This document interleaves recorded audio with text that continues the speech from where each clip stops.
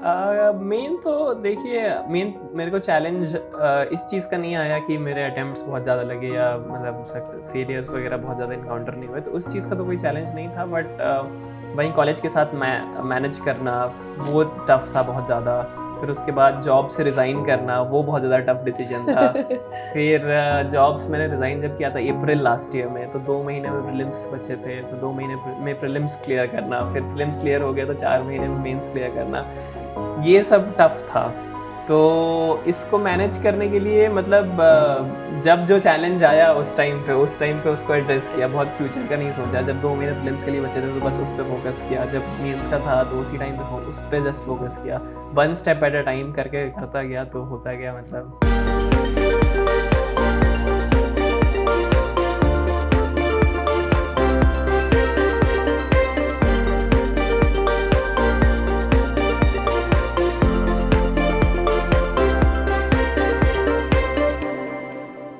Hello, aspirants. Welcome to Chamomile Tea with Toppers, an initiative by an academy. I'm Twinkle Gango, your host for today, and we are in conversation with Saurav Sharma, who's going to tell us about his journey. He has cleared it in one attempt. Let's hear his journey. Hi, Saurav. How are you? Hello ma'am, I'm doing great. Thanks for asking and thanks for inviting me here. It's a beautiful studio. Thank you so much, आप हमारे लिए time निकाल कर आए। सबसे पहले शुरुआत करने से पहले मैं जानना चाहूँगी आपके बैकग्राउंड के बारे में। आप कहाँ से हैं, आपने पढ़ाई कहाँ से करी और everything. Ma'am, background. So I have been born and brought up in Uttar Pradesh, two cities of Uttar Pradesh, Fatehpur and Kushinagar.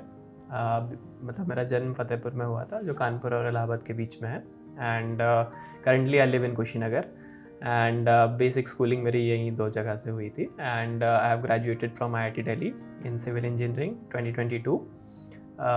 Then I was working for a brief period in McKinsey & Company as a management consultant, where I was placed from college. And thankfully, last year I resigned from the job to prepare for this exam full time. And first attempt में, by God's grace, I was able to clear it. Clear it. Yes. Lovely. और मेरा ये सबसे पहला सवाल है, first attempt, I am sure पहले तो आपने IIT क्लियर किया, उसके बाद आपने जॉब लिया, उसके बाद यू डिसाइडेड फॉर UPSC। क्या ये पहले से प्लान था आपका या फिर it happened after completing your IIT and job की नहीं यार अब और कुछ चैलेंजिंग करना है लाइफ में? मैम, कहीं ना कहीं प्लान तो मेरा, जब मैं कॉलेज ज्वाइन कर रहा था तो IIT दिल्ली भी मतलब काउंसलिंग के टाइम से ही मैं सोचता था कि मुझे प्रिपरेशन करना है, क्योंकि 2018 जब मेरा JEE एडवांस क्लियर हुआ था, so that year my Elder brother also clear this exam and he got selected into Indian police service. So inspired from him, I also had this thought in mind that I will also write this exam. So accordingly, I gave preference to IIT Delhi also, because I thought in Delhi preparation will become easy and so. And college में भी इसीलिए मैंने preparation start कर दी थी. So job मैंने ले ली थी कि प्लान बी या फिर और भी चीज़ें, मतलब प्लेसमेंट उस टाइम पे लुक्रेटिव लगने लग जाते हैं. उस टाइम पे मैं एलिजिबल भी नहीं था एग्ज़ाम लिखने के लिए कॉलेज के जस्ट बाद. कुछ दिन से मेरा एज कट ऑफ मिस हो रहा था, 21 ईयर्स का जो होता है कुछ दिन से मिस हो रहा था. सो जॉब मैंने ले ली थी, बट मैंने प्रिपरेशन कॉलेज के टाइम से ही स्टार्ट कर दी थी, तो वो कहीं ना कहीं था कि ऐसे प्लान ही था काफ़ी हद तक कहा जाए तो ये सबसे पहला थॉट आपका इमीडिएट आपके भाई के ज्वाइन करने के बाद था या फिर उससे पहले से ही था? It was because of your brother? हाँ, तो वो जब प्रिपेयर कर रहे थे तब से, मतलब मान के चलिए कि I had not started preparation, but वो देख रहा था हाँ कि मुझे भी करना चाहिए, मतलब देना चाहिए एग्जाम में. दैट सीड वाज देयर कहीं ना कहीं. तो आपने अपने कॉलेज के साथ प्रिपरेशन करी है, पहले तो आपने पहले ही बता दिया कि फर्स्ट अटेम्प्ट में क्लियर हो गया. सो आपको वैसे उस दौरान भी आपको काफ़ी तकलीफें आई होंगी कि बहुत मुश्किल है ये एग्जाम, इसके लिए प्रिपेयर करना, तो उसके लिए आपने अपने आप को मोटिवेट कैसे किया एवरी डे?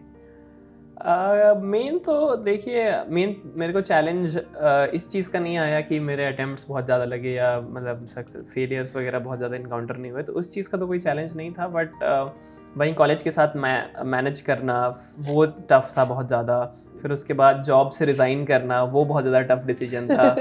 फिर जॉब्स मैंने रिज़ाइन जब किया था अप्रैल लास्ट ईयर में, तो 2 महीने में प्रीलिम्स बचे थे, तो 2 महीने में प्रीलिम्स क्लियर करना, फिर प्रीलिम्स क्लियर हो गया तो 4 महीने में मेंस क्लियर करना, ये सब टफ था. तो इसको मैनेज करने के लिए मतलब जब जो चैलेंज आया उस टाइम पे उसको एड्रेस किया, बहुत फ्यूचर का नहीं सोचा. जब 2 महीने फिल्म्स के लिए बचे थे तो बस उस पर फोकस किया, जब मेंस का था तो उसी टाइम पे उस पर जस्ट फोकस किया, one step at a time करके करता गया तो होता गया मतलब. चीज़ें बनती गई। सो जब आपके भाई ने प्रिपेयर किया और वो एग्ज़ाम दिया, तो इस प्रोसेस में आपके भाई ने भी आपकी काफ़ी मदद की होगी। सो उन्होंने भी आपकी काफ़ी डिफ़िकल्टीज़ को क्लियर किया होगा। ऑब्वियसली मतलब एक वैसा सपोर्ट रहता है फैमिली में तो काफ़ी हेल्प हो जाती है। एंड उन्होंने भी ऐसे मतलब मटेरियल तो देखिए सबको ऑलमोस्ट पता चल ही जाता है कि क्या पढ़ना है, सब यूट्यूब पे भी अवेलेबल है, अलग अलग फोरम पे जाके सब लोग बता देते हैं। तो उसका तो वो उन्होंने भी ऑलमोस्ट सेम चीज़ें ही पढ़ी थी, बट ये भी है एग्ज़ाम का पैटर्न भी लगातार चेंज होता रहता है। मतलब 4-5 साल पहले जब एग्ज़ाम जैसा था, अब एग्ज़ाम वैसा नहीं, उतना मतलब काफ़ी चेंज हो जाता है। तो उस सेंस में वो काफ़ी हेल्प करते थे। एंड लेकिन फिर वो बिज़ी भी हो गए थे बाद में ट्रेनिंग वगैरह में, वो सब फिर जॉब, तो उतना मतलब बात कम होती थी इन जनरल, मतलब प्रिपरेशन से रिलेटेड नहीं, बट इन जनरल ऐसे मोटिवेशन इन सब चीज़ों की ज़्यादा बात होती थी कि मतलब। तो ये तो आपका पहला इंस्पिरेशन था, बट हमेशा यूपीएससी के लिए प्रिपेयर करने के लिए या इस चीज़ को एज अ करियर ऑप्शन लेने के लिए एक मन में एक रीज़न होता है हर किसी का। वो आपका रीज़न क्या है, वो जानना चाहती हूँ मैं। मैम एक तो जैसे मैंने कॉर्पोरेट वर्ल्ड में भी देखा है, वो भी काम काफ़ी इंटरेस्टिंग और काफ़ी अच्छा और मतलब काफ़ी रिवॉर्डिंग हर एक सेंस में काफ़ी अच्छा है। बट कहीं ना कहीं मुझे लगा था कि सिविल सर्विसेज एक ऐसा प्लेटफॉर्म है जिसमें सचमुच में एक वर्क सेटिस्फैक्शन है, काफ़ी ग्रेटिफाइंग वर्क रहता है। जैसे इसका एग्जांपल लूँ कि अभी जैसे मैंने अपना ईमेल वगैरह शेयर कर रखा है सारे पब्लिक फोरम पे, तो मेरे को काफ़ी लोग क्वेश्चन ईमेल्स के थ्रू पूछते हैं, तो उनका ही रिप्लाई करके मुझे काफ़ी अच्छा लगता है। जैसे मैंने ये रखा है कि जैसे मेरे एल्डर ब्रदर थे मेरे को गाइड करने के लिए, बट कई सारे लोग ऐसे हैं जिनके कोई मतलब फैमिली में सिविल सर्वेंट या दूर दूर तक कोई नहीं है, तो मैं काफ़ी ट्राई करता हूँ कि एक्सेसिबल रहूँ, कि एटलीस्ट मैं जितना हेल्प कर सकता हूँ तो वो ही करके, मतलब ऐसा उतना ही बहुत स्मॉल अमाउंट ऑफ हेल्प ही है, बट वो करके ही काफ़ी ग्रेटिफाइंग लगता है। तो ये मुझे कहीं ना कहीं लगता था कि इसको एज अ करियर में लेता हूँ, तो day in and day out what I will be doing is helping people. So this was one of the main motivation. So आपके लिए मोटिवेशन तो ये रही, और उसके अलावा काफ़ी फेलियर्स नहीं देखने पड़े आपको, तो आपको इतनी तकलीफ नहीं हुई इस जर्नी में। तो सिंस आपकी ऑल इंडिया रैंक 23 है और आपने फर्स्ट अटेम्प्ट में क्लियर किया है, तो हमारे पास आपके लिए और भी बहुत सारे सवाल हैं। तो हम शुरुआत करेंगे आपकी प्रिपरेशन से। आपने कॉलेज के साथ प्रिपेयर करना शुरू किया, आपने जैसा हमें बताया, तो was it a random preparation कि हाँ कुछ किताबें पढ़ रहा हूँ, या प्रॉपर सिलेबस को फॉलो करना शुरू कर दिया था? और आप जब कर रहे थे तो बैलेंस कैसे किया आपने कॉलेज की पढ़ाई और? नहीं मैम, रैंडम प्रिपरेशन तो मैंने एक जीएस फाउंडेशन कोचिंग ज्वाइन की थी। And while you are doing your college? हाँ, while I was doing my college. तो क्योंकि मुझे पता था कि सेल्फ स्टडी से अगर मैं करूँगा कॉलेज के साथ उतना डिसिप्लिन नहीं रह पाएगा, मतलब वो मेंटेन करना बहुत टफ है एग्जैक्टली कॉलेज, क्योंकि और भी जैसी चीज़ें हो रही होती हैं। तो मुझे लगा था कि एटलीस्ट मैं कोई क्लास ज्वाइन कर लूँगा तो उससे एटलीस्ट क्लास का टाइम फिक्स हो जाएगा, तो मतलब क्लास जाऊँगा, देखूँगा, बैठूँगा, नोट्स बनाऊँगा, तो कुछ डिसिप्लिन आ जाएगा एंड वो स्ट्रक्चर्ड फॉर्मेट में बता भी देंगे। एंड क्योंकि मेरे पास टाइम ज़्यादा था तो आई थॉट कि आई शुड ज्वाइन। एंड क्योंकि मतलब कई लोग मेरे से अभी भी पूछते हैं कि ज्वाइन करना चाहिए कोचिंग की नहीं, तो दो मेन फैक्टर्स हैं कि आपके पास टाइम है एंड फाइनेंशियल रिसोर्सेज हैं तो आप कर लीजिए। अगर आपके पास किसी भी एक चीज़ की कमी है, जैसे टाइम की कमी है, मतलब आपको तुरंत एग्जाम देना है, तो फिर आप सेल्फ स्टडी से करिए, क्योंकि उसमें क्लास ज़्यादा होंगी, फिर ये होगा। या फिर फाइनेंशियल रिसोर्सेज का है तब भी आप खुद से कर सकते हैं, कोई इसमें वो नहीं है, मतलब हर्डल नहीं रहता है। तो मैंने कॉलेज में ज्वाइन कर लिया था एक foundation coaching, second year of college था, लेकिन डिफ़िकल्ट बहुत ज़्यादा हो गया था, मतलब बहुत ट्रॉमेटिक पीरियड था वो, क्योंकि क्लासेस काफ़ी ऐसे रहता था कॉलेज की 8 o'clock से स्टार्ट होती थी। IIT का करिकुलम भी काफ़ी ऐसा है कि मतलब काफ़ी डिमांडिंग करिकुलम है। तो मैं कोशिश करता था कि कॉलेज का भी ऐसा नेगलेक्ट ना करूँ, मतलब जो मेरी इंजीनियरिंग का उसमें भी मैं कोशिश करता था कि एक अच्छा डिसेंट लेवल बना के रखूँ, मतलब नॉलेज है जो भी। सो 8 बजे से क्लास स्टार्ट होती थी एंड वो 12-1 बजे तक चलती थी दोपहर में। एंड देन सिविल इंजीनियरिंग मेरा था तो उसमें लैब्स भी बहुत ज़्यादा होती हैं, तो लैब्स भी फिजिकली एग्जॉस्टिंग काफ़ी ज़्यादा होती हैं, सिविल इंजीनियरिंग पूरा प्रैक्टिकल नहीं है। तो वो लैब्स 2 बजे से 5 बजे 6 बजे तक चलती थी। एंड फिर वो फाउंडेशन कोचिंग 6 बजे से 9 बजे तक रात तक चलती थी। तो और फिर ट्रैवल और ये सब मिला के फिर रात के 10 बज जाते थे, और फिर 8 बजे से दिन स्टार्ट हो रहा है। तो वो पीरियड काफ़ी ज़्यादा हेक्टिक, फ्रस्ट्रेटिंग और एग्जॉस्टिव था। बट अब मैं रिफ्लेक्ट करता हूँ कि वहीं वो बेडरॉक था जिसकी वजह से मतलब यहाँ पर है आप आज। हाँ, तो वो तो है। एंड फिर थैंकफुली उस टाइम पे मैं उतना प्रिपरेशन कर नहीं पाया, मतलब क्योंकि उतना वो नोट्स जो मैं क्लास में लिखता था उसको रिवाइज करने तक का टाइम नहीं था। लेकिन कोविड का जो टाइम था तो उस टाइम पे 5-6 महीने हम लोग की कॉलेज की क्लासेस बंद हो गई थी, तो आई थिंक कोविड आपके लिए ब्लेसिंग इन डिस्गाइज था। करेक्ट। सो उस सेंस में मतलब थैंकफुली घर में कोई हेल्थ क्राइसिस वगैरह भी नहीं हुई, तो मतलब काफ़ी अच्छा, मतलब ऑब्वियसली कोविड की वजह से स्ट्रेस तो था ही, बट और कुछ करने के लिए नहीं था, तो आई थॉट कि I should prepare and study at least what I have read in 10 months। सो वो टाइम भी ऐसा हो गया कि सेकंड मतलब 2019 में वो फाउंडेशन कोचिंग ज्वाइन की, फिर 2020 तक मार्च तक ही उनका सिलेबस खत्म हो गया, एंड वो मार्च से ही लॉकडाउन लग गया। So you got a time to, तो वो ऐसा मेरे को लगता है मतलब जब मैं रिट्रोस्पेक्ट करता हूँ कि वो सब सेरेंडिपिटी थी, कि वो सब सीक्वेंशियली वैसा प्लान था, कैसा it was written in that way. तो फिर वो 5-6 महीने जब मैंने वो सारे नोट्स वगैरह रिवाइज कर लिए, तो वो उसमें तब तक मेरी जीएस की काफ़ी अच्छा फाउंडेशन मेरा बन चुका था। मतलब जो एक बार होता है ना कि पूरा आपने सिलेबस अच्छे से पढ़ लिया है, बेसिक बुक्स वगैरह सब पढ़ लिया, तो वो हो गया था। लेकिन फिर से जब थर्ड ईयर से कॉलेज स्टार्ट हो गया, तो फिर से वही चीज़ें डिफ़िकल्ट होने लग गई, क्योंकि मतलब मैनेज करना ये सब, तब मैंने थोड़ा लोड कम हो गया था, मतलब, और तब मैं थोड़ा स्लो पेस पे करने लग गया, क्योंकि जीएस मेरा काफ़ी मतलब एटलीस्ट बेसिक नोट्स मेरे बन गए थे, तो बहुत कम ही, जैसे आंसर राइटिंग वगैरह जो ये सब बहुत बेसिक चीज़ें रहती हैं, ये सब मैंने स्टार्ट किया धीरे धीरे करना। फिर ऑप्शनल जो मैंने डिसाइड कर लिया था कि मुझे सोशियोलॉजी लेना है, तो उसका बेसिक कंटेंट मैंने पढ़ना स्टार्ट कर दिया। ये मैंने किया थर्ड ईयर में, और थर्ड ईयर में मैंने बहुत अपने आप को लोड नहीं दिया, मैंने कोशिश किया कि 2-3 घंटे जितना हो पा रहा है। थर्ड ईयर में भी कॉलेज क्लासेस ऑनलाइन ही चल रही थी, तो घर पे ही थे, तो थोड़ा टाइम बच जाता था एक्स्ट्रा। तो और थर्ड ईयर में मैंने ये भी कोशिश किया कि मेरी डिग्री ऑलमोस्ट काफ़ी हद तक ख़त्म हो जाए, क्योंकि आईआईटी में फ्लेक्सिबल करिकुलम होता है, आप कोर्सेज पहले लेके डिग्री अपनी कम पीरियड में भी कंप्लीट कर सकते हैं, ऐसा भी होता है। वाओ। तो मैंने उसका थोड़ा बेनिफिट लिया था, मैंने कोर्सेज ज़्यादा ले लिए थे उस टाइम पे, सेकंड थर्ड ईयर जब ऑनलाइन चल रहा था, क्योंकि आप ऑलरेडी प्रिपेयर्ड थे कि आपको एक और चीज़ करनी है। हाँ कि, और वो सब लोग कर रहे होते हैं कि फोर्थ ईयर में फिर खाली रहेगा तो you can experiment with lot of things. जैसे कई लोगों को जैसे एंटरप्रेन्योरशिप करना रहता है, तो वो लास्ट सेमेस्टर डेडिकेटेडली वही करते हैं, स्टार्टअप ही करते हैं। बहुत लोगों को फॉरेन रिसर्च इंटर्न में जाना होता है, तो लास्ट सेमेस्टर डेडिकेटेडली वो लोग वहीं चले जाते हैं। तो उस सेंस में मुझे लगा कि वाई नॉट, जब ये फैसिलिटी है तो उस सेंस में। लेकिन फिर भी 2-3 घंटे मैं ट्राई करता था कि थर्ड ईयर में भी अपना पढ़ो, मतलब डेडिकेटेडली, क्योंकि घर पे था तो टाइम बच जाता था काफ़ी सारी चीज़ों का। फिर फोर्थ ईयर जो जब 7th सेमेस्टर स्टार्ट हुआ, जब प्लेसमेंट सीजन पिकअप किया आईआईटी में, तब मेरा प्रिपरेशन डिरेल हो गया। और उसका एक कॉन्शियस रीज़न उसका रीज़न मैं भी था, क्योंकि मैंने डिसाइड कर लिया था कि मुझे प्लेसमेंट्स में बैठना है। फिर मुझे पता चल चुका था कि I will not be eligible to write the attempt of 2022।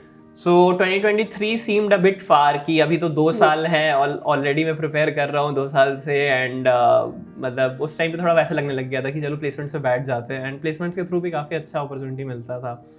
So I decided to sit for placements, and 7th semester में फिर तबीयत भी ख़राब रही and all those things. So और प्लेसमेंट्स में पूरा टाइम चला गया, तो वो हो गया। But thankfully, I was placed in McKinsey, which is one of the best companies in campus, if you remove the coding profiles. So I was placed, and so largely फिर ये हुआ। फिर 8th सेमेस्टर में कई लोग उस time पे advice करने लग गए थे मुझे, मतलब क्लोज फ्रेंड, फैमिली की, मतलब you should not continue with preparation because मिल तो गया है। हाँ, and it's a very committed job, and it's one of those jobs where people from civil services resign to and go do an MBA and go to that place. It is that coveted a company. So maybe I am or I can't say, but maybe I am the person who is doing the reverse. So a lot of people who knew this fact, so a lot of people don't know this also, but those people who knew, they advised me ki you shouldn't pursue with preparation. But somehow, I don't know, again 8th semester was completely free because I had completed my degree in 7th semester, 7th. 8th semester जो था वो पूरा खाली था, so and job भी लग गई थी, तो कुछ भी नहीं था करने को। मतलब obviously कॉलेज में काफ़ी अच्छा टाइम रहता है, वो जो लास्ट सेमेस्टर रहता है, क्योंकि फेयरवेल्स हो रहे होते हैं, and it's a fun time, तो वो सब चीज़ें थी। लेकिन फिर भी I joined an optional foundation coaching at that time, क्योंकि फिर आई हैव दिस हैबिट कि I try to keep myself busy and occupied, so I thought कि I should utilize it और challenging बनाता हूँ life को। No, challenging in the sense कि if you party every day, even that will get monotonic, right? Absolutely. So I decided that at least some part of my day should be productive. So I did that, and so इससे क्या हुआ कि आप देखेंगे कि 2022 में जब तक मेरा कॉलेज खत्म हुआ, ऑलमोस्ट मेरा सब कुछ हो चुका था प्रिपेयर, एटलीस्ट नोट्स वाइज, मतलब उसके बाद भी काफ़ी कुछ करना रहता है, वो मुझे बाद में पता चला कि मतलब उसके बाद क्या क्या होता है, लेकिन एटलीस्ट वो हो चुका था. But I joined my job and I was working and तब मुझे इनिशियली लगता था कि I should do this job for 2 years at least. But फिर मुझे धीरे धीरे ऐसे मतलब लगने लग गया कि मे बी मेरा लार्जर गोल तो सिविल सर्विसेज ही है and I should give this years. फिर मैंने फॉर्म भर दिया 2023 का, जब फॉर्म रिलीज़ हुआ फरवरी में, मैंने फॉर्म भी भर दिया. एंड वो फॉर्म का भी काफ़ी इंटरेस्टिंग स्टोरी है कि मैं फॉर्म ऑलमोस्ट मेरा श्योर था कि मैं नहीं भरने वाला था जो ये 2023 जिसका रैंक है. तो क्योंकि वही जॉब में था, तो जॉब वो ऐसी थी कि almost 70-80 hours a week type की जॉब थी, जो अभी डिबेट चलता है. So it was a similar job but equally rewarding and all those things were there. So उतने उस जो पीरियड था जॉब का, उसमें मैं कुछ भी प्रिपरेशन नहीं कर पाया था, क्योंकि ऑब्वियसली जॉब में ही इतना टाइम चला जाता था. तो मुझे लगा था कि मतलब फॉर्म भर के भी क्या होगा, मतलब एंड वो भी थॉट था मेरे दिमाग में कि 1 साल बाद 1 साल एटलीस्ट जॉब कर लेते हैं, मतलब 1 साल फुल कंप्लीट कर लेते हैं या 2 साल कर लेते हैं, ये सब मैं सोचता था. तो काफ़ी मैं डिलेमा में था. बट पता नहीं क्या हुआ, मैंने फॉर्म लास्ट दिन या सेकंड लास्ट दिन मैंने भर दिया था. सो वो फॉर्म भरने के बाद मुझे लगने लग गया कि शायद I should give the try. बीच में कुछ ऐसा वेकेशन, मतलब कुछ दिन का ऐसे ब्रेक मिल गया था मेरे को जॉब से, मतलब लगभग 1 वीक का ही था. तो उस टाइम पे मैंने ऐसे प्रीलिम्स के टेस्ट वगैरह ऐसे रैंडमली उठा के सॉल्व करना स्टार्ट किया. तो फिर मैं काफ़ी मुझे नॉस्टैल्जिया होने लग गया प्रिपरेशन डेज का. तो फिर धीरे धीरे मतलब जैसे जैसे अप्रैल वगैरह क्लोज आया, तो फिर मैंने मतलब डिसाइड कर लिया कि I will give this years attempt and मैंने रेजिग्नेशन अपना सबमिट कर दिया था. और कहीं ना कहीं एक पहले का भी था. थी और हाँ. सो वो मुझे काफी ऐसा लगता था एक अनफिनिश्ड टास्क है कि मैंने एक प्रिपरेशन कर लिया है बट वो एक उसका फुल स्टॉप नहीं लगा है. तो ऐसे मेरे को हमेशा बैगेज लगता था कि वो मतलब एंड ये लगता था कि अगर मैं 2 साल बाद दूंगा तो जो मैंने प्रिपरेशन किया है वो वेस्ट हो जाएगा, सिलेबस भी चेंज होने का रहता है. तो वो सब चीज़ें थी. तो मैंने फिर ये डिसाइड कर लिया था मार्च एंडिंग स्टार्टिंग फिर मैंने मतलब 2-3 वीक का नोटिस या पता ऐसे ही कुछ अप्रैल 20 के आसपास 20 या 21 को मैंने अप्रैल 21 को मैंने रिज़ाइन किया था. एंड एग्जैक्टली 2 महीने ही बचे थे प्रीलिम्स को. सो वो मतलब लेकिन मैंने टारगेट रखा कि नहीं मुझे इसी साल देना है, मेरे को अगले गोल पोस्ट शिफ्ट नहीं करना है. 24 में मुझे देना रहता तो फिर मतलब वैसे नहीं करना, मुझे 23 में ही देना है. एंड वो दिया, 2 महीने में क्लियर भी हो गया. And I can talk it in length कि वो प्रीलिम्स का कैसे मैंने किया था. फिर जब वो क्लियर हुआ तो फिर मेंस का भी 3 महीने ही थे एग्जैक्टली. 15 जून को ऐसे रिजल्ट आता है एंड 15 सितंबर से ही एग्ज़ाम था. तो उतने ही टाइम में वो भी क्लियर हो गया. एंड फिर उसके बाद से फिर मेंस प्रेप करके फिर इंटरव्यू का प्रेप लाइट होता है मतलब रिलेटिवली, तो उसके बाद आप ब्रेक ले सकते हैं. 1-2 महीने मैंने भी ब्रेक लिया था, कुछ ज़्यादा नहीं पढ़ा था अक्टूबर नवंबर. फिर मेंस के रिजल्ट आने के बाद से फिर से इंटरव्यू प्रिपरेशन स्टार्ट की, वो भी मतलब नॉर्मल लेवल पे. एंड 16 अप्रैल 2024 को रिजल्ट आ गया. तो ये तो आपकी जर्नी थी यहाँ तक की, पर अब हम जानना चाहेंगे आपकी प्रिपरेशन, क्योंकि एक तो first attempt of course I am sure कुछ तो एक स्ट्रैटेजी होगी जो आपको एक्स्ट्रा ऑर्डिनरी बनाती है by making this first attempt and getting such a good rank. तो हमें आपकी स्ट्रैटेजी समझनी है और सबसे पहले हम स्टार्ट करना चाहेंगे जीएस सब्जेक्ट से कि आपकी इसके लिए क्या स्ट्रैटेजी थी, आपने कौन सी बुक्स रेफर करी and how did you prepare for it, और आपके हिसाब से क्या इंपॉर्टेंट टॉपिक्स हैं जो किसी को भी मिस नहीं करने चाहिए. तो ma'am I will dedicate first to prelims and then I will try to give it for mains also. So book list मुझे लगता है कि ऑलमोस्ट सेम रहती है. I will also reiterate what I studied and उससे बहुत फ़र्क भी नहीं पड़ता है, क्योंकि ऑलमोस्ट मार्केट में अब कंटेंट मतलब 10 साल हो गए इस सिलेबस को. 2013 में सिलेबस आया था, तो ऑलमोस्ट 10-11 साल हो गए.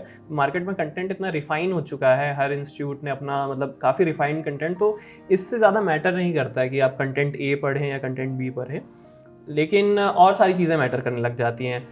तो जैसे प्रीलिम्स का है, तो प्रीलिम्स में काफ़ी ज़्यादा जो नॉलेज है उसके अलावा स्किल सेट्स भी चाहिए. एंड ये हर एक स्टेज पे है, मतलब प्रीलिम्स में भी, मेंस में भी, इंटरव्यू में भी एक सर्टेन लेवल ऑफ नॉलेज चाहिए, उसके टॉप पे एक certain level of skill set चाहिए, उसके टॉप पे एक सर्टेन लेवल ऑफ लक चाहिए. मतलब ये ऐसा है. तो अब जैसे कि प्रीलिम्स में नॉलेज चाहिए बेसिक, जो आप कोर क्वेश्चन जो सब सही करते हैं वो गलत ना करें, इतना लेवल का नॉलेज चाहिए. जैसे स्पेक्ट्रम का, मॉडर्न हिस्ट्री का आपका गलत नहीं होना चाहिए क्वेश्चन.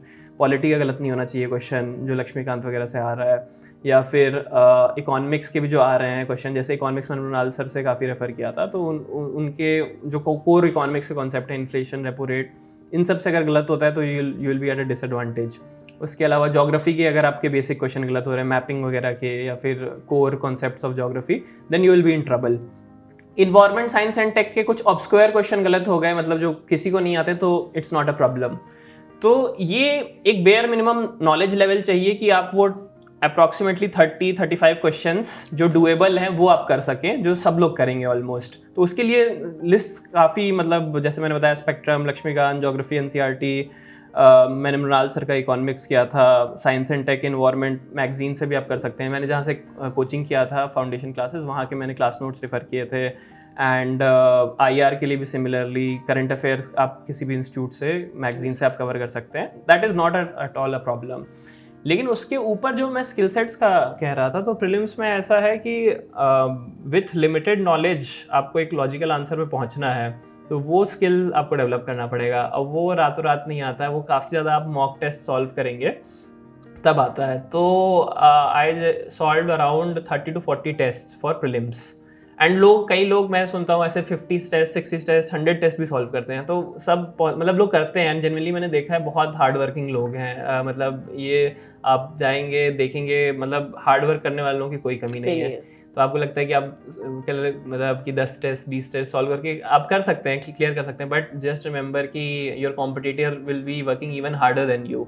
तो जैसे आप पहले कह रहे थे कि कैसे मोटिवेट रखना चाहिए ये वो, तो जब आपको डिमोटिवेट लगे तो just remember this fact, there is someone else who is studying at that point of time. So उसके बाद वो आपके रैंक लेके जा सकता है। So yes, it's a very brutal competition in that way. And तो प्रीलिम्स में वो स्किल सेट्स चाहिए कि विथ लिमिटेड नॉलेज, जैसे 2 स्टेटमेंट ही पता है लेकिन आप सही उसमें लॉजिकली या इंट्यूशन से आप सही आंसर पे पहुंच सकें। Mock test and previous year question का जो है मतलब वो आप अच्छे से एनालिसिस करें, क्योंकि उसमें कई बार ऐसा होता है कि एक ऑप्शन कई बार मतलब वो रॉन्ग ऑप्शन होगा उस ईयर, बट वो अगले साल एक इंडिपेंडेंट क्वेश्चन बन जाएगा। तो प्रीवियस ईयर 10 सालों का आप अच्छे से ऑप्शन के साथ पूरा थोरो एनालिसिस होना चाहिए। मॉक टेस्ट जितना पॉसिबल है दे सकें एंड उनके सॉल्यूशन भी पढ़ें, स्पेशली जो गलत हो रहे हैं क्वेश्चन उनके सॉल्यूशन पढ़ें। उसके अलावा ये देख लें कि किस सब्जेक्ट में आप गेस करते हैं तो गलत होते हैं ज़्यादा, और किस सब्जेक्ट में आपके गेस सही हो जाते हैं। तो उससे थोड़ा आइडेंटिफाई कर लें कि स्ट्रेंथ और वीकनेस क्या है अपनी। उसके अलावा मॉक टेस्ट से ये देख लें कि कितने नंबर ऑफ क्वेश्चन आप अटेम्प्ट करेंगे तो आप एक अच्छे स्कोर पे पहुंच सकते हैं। जैसे ये भी कई लोग पूछते हैं कितने अटेम्प्ट करने चाहिए, तो काफ़ी वो पर्सनलाइज्ड है, तो सब मॉक टेस्ट सॉल्व करके ही आएगा। बट मॉक टेस्ट सॉल्व करने में बस इतना मतलब इनहिबिशन है कि स्कोर्स काफ़ी कम आते हैं। एंड अब जितना मैं सुनता हूँ, मतलब इस साल के मैं देखा नहीं मॉक टेस्ट वगैरह, बट लोग कहते हैं कि अब जैसे 60s 70s इससे स्कोर उठाना बहुत मुश्किल हो जा रहा है। मॉक टेस्ट में 50s में भी बहुत लोगों के नंबर आ रहे हैं। तो वो तो है कि मान लीजिए 2023 में एक डिफिकल्ट पेपर आया तो सारे कोचिंग इंस्टीट्यूट्स भी अपना बार रेज कर देते हैं प्रीलिम्स के पेपर में।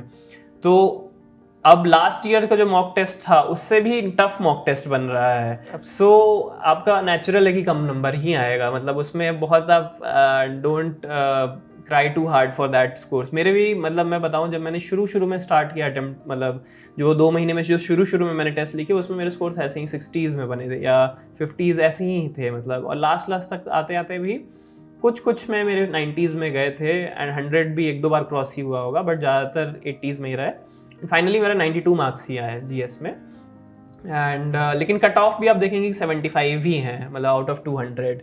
सो it is not as if that you have to get 150 unlike let's say NEET where you have to get 620 630 to get a seat, right? But it's not here like that here. So accordingly आप at least वो जो core questions हैं जो सब लोग सही कर रहे हैं उनका नॉलेज हो और वो आप सही करें, एंड एक बेसिक लेवल का आपका ये स्किल बन जाए कि आप लिमिटेड नॉलेज के साथ भी आप कुछ क्वेश्चन सही कर पाएँ नेट। ये जीएस का रहता है। एंड सीसैट का जो पोर्शन है उसमें भी अगेन प्रैक्टिस का बहुत ज़्यादा रोल है।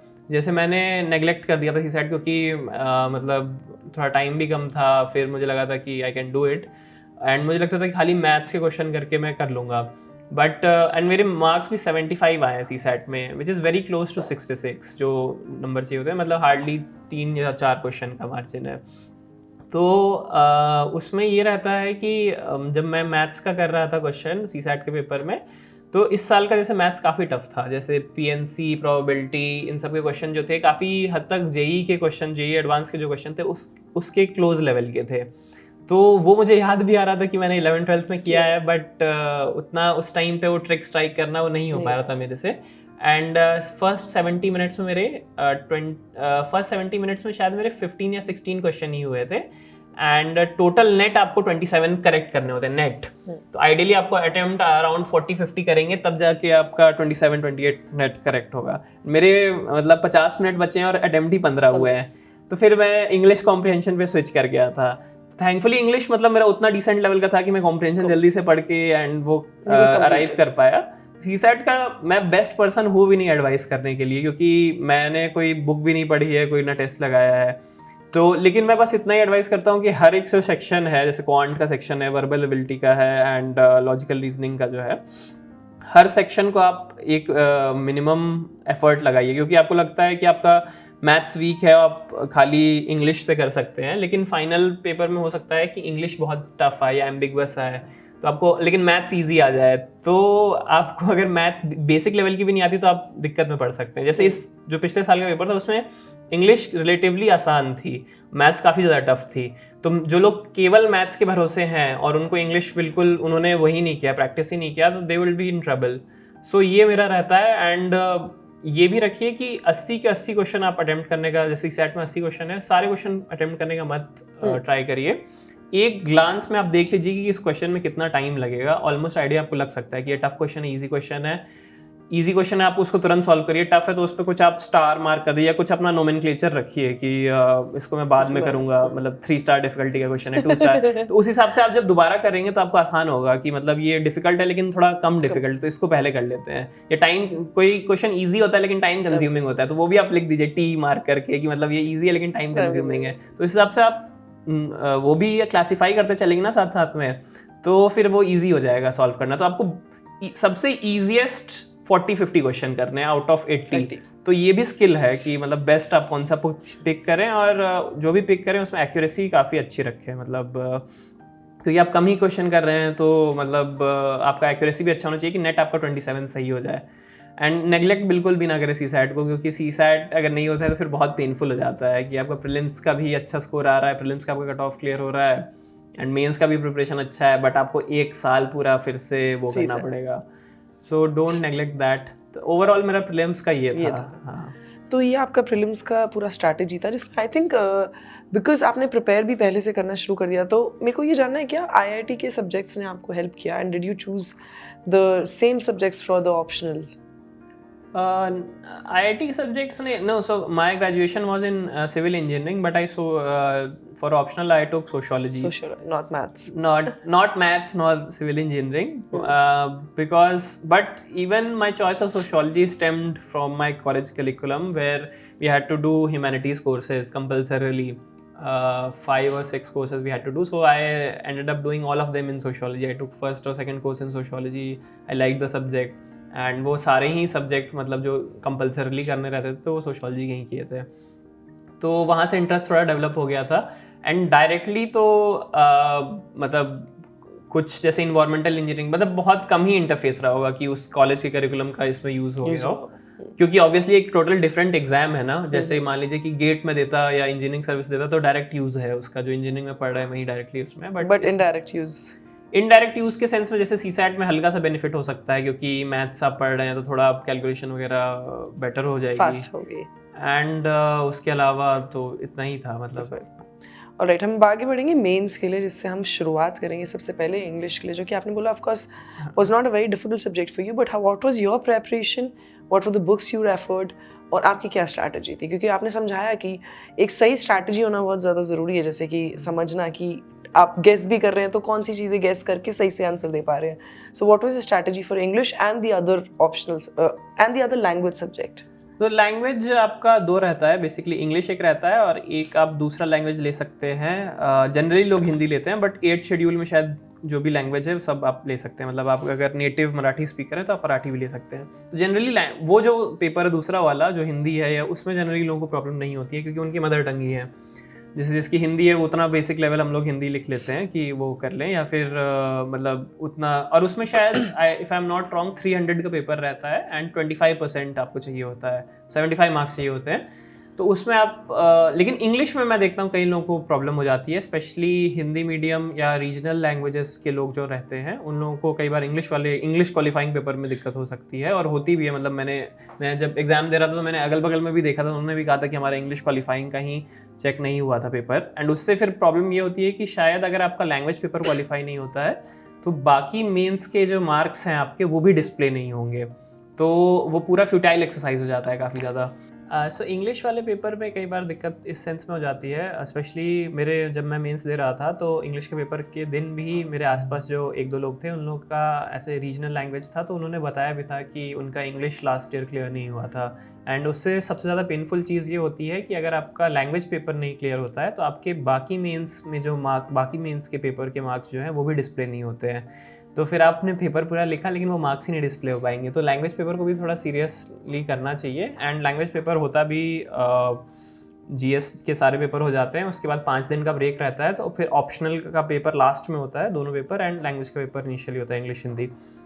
तो उन 5 दिनों में जब आप ऑप्शनल पढ़ रहे हैं तो ऑप्शनल से जब आप पढ़ के बोर हो रहे हैं तो फिर आप लैंग्वेज भी पढ़ लीजिए, एंड जो भी अगर आप हिंदी मीडियम या रीजनल लैंग्वेजेस का में आपका रहा है स्कूल एजुकेशन तो आप इंग्लिश का सही से कर लीजिए, एंड स्पेशली इंग्लिश में जो ग्रामर वाला पोर्शन रहता है उसका भी सिग्निफिकेंट वेटेज रहता है। आई थिंक 50 या 70 मार्क्स का ग्रामर रहता है, तो वो काफ़ी आप कर सकते हैं क्योंकि डूएबल है, उसमें बस आपको ग्रामर करेक्ट, अगर आपको रूल्स पता है तो आप वो कर लेंगे। उसके अलावा एस्से रहता है शायद 100 मार्क्स का, तो वो आप कर लीजिए, मतलब ताकि आप 75 के उस स्कोर से आप टच कर जाए, तो इतना आपको करना लेकिन अगेन मैं बेस्ट पर्सन ये इस नहीं हूँ बताने के लिए कि रिसोर्स कौन सा, क्योंकि मैंने इंग्लिश के लिए अलग से कुछ पढ़ा नहीं, क्योंकि मेरा स्कूल एजुकेशन उसमें था, या हिंदी भी मतलब मेरा अच्छा था तो मुझे अलग से कोई कोर्स पढ़ना नहीं पड़ा, बट एटलीस्ट उनके लिए मार्क्स दिए थे आपने? नहीं, उसके लिए कोई मार्क्स नहीं दिया था, लेकिन but you were confident with these two languages? हाँ, मैंने बस हिंदी के पेपर का ये देख लिया था, प्रीवियस ईयर के जो आंसर्स आते हैं, आई थिंक एक कोई पब्लिकेशन थी, वो मैं नाम भूल रहा हूँ उसका, उसके आते थे प्रीवियस ईयर के सॉल्व पेपर्स आते हैं, तो वो देख लिया था, और बेसिक मतलब चीज़ें देख ली थी सर, मतलब जो पर्यायवाची वगैरह ये सब चीज़ें होती हैं, ये सब चीज़ें देखी थी। उतना एफर्ट मैंने नहीं किया था, बट सीरियसली करना चाहिए, स्पेशली अगर आप रीजनल मीडियम से पढ़ा हुआ है आपने स्कूल में, एंड इंग्लिश में आपको प्रॉब्लम हो रही है तो आप करिए, अच्छे से करिए उसको। देन उसके अलावा फिर आपका इन लैंग्वेज का था आई थिंक ये क्वेश्चन, तो ये थी आपकी लैंग्वेजेस की प्रिपरेशन, जो कि of course it was easy for you, but आपने सजेस्ट किया है जैसे कि सारे एस्पिरेंट्स को कि make sure that you prepare for it, क्योंकि फिर रिजल्ट्स भी नहीं निकलते दिखते हैं।